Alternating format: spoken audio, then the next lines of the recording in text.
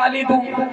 वैसे भी हम लोग बुद्ध को मानने वाले हैं। हम देश में समता चाहते हैं, समानता चाहते हैं, बंधुता चाहते हैं, स्वतंत्रता चाहते हैं।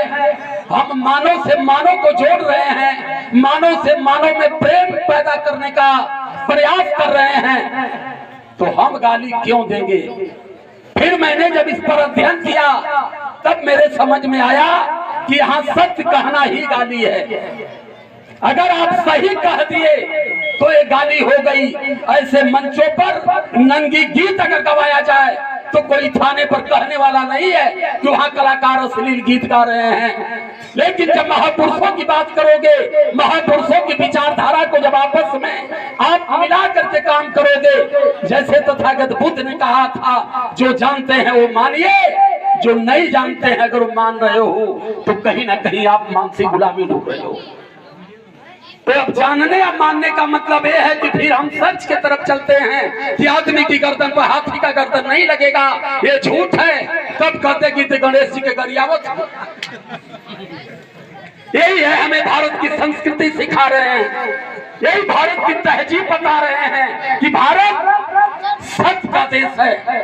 पूरा भारत का सारा ग्रंथ झूठ की बुनियाद पर, मैं नहीं कह रहा हूँ, भारत की सर्वोच्च न्यायालय सुप्रीम कोर्ट ने कह दिया कि भारत का जितना ग्रंथ है ये सब कल्पना के आधार पर बना है और यहाँ के देवी देवता भी कल्पना के आधार पर बनाए गए हैं।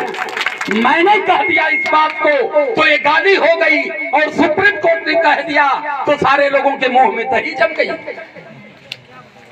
इस तरीके की भाषा अगर प्रशासन के बीच में जाती है कि मंच पर खड़ा होकर के गाली देते हैं, तो गाली तो नहीं दे रहा हूं और न गाली दूंगा, लेकिन इस तरीके का दुष्प्रचार होगा तो गाली देने में पीछे भी नहीं हटूंगा, ये भी बता दे रहा हूं।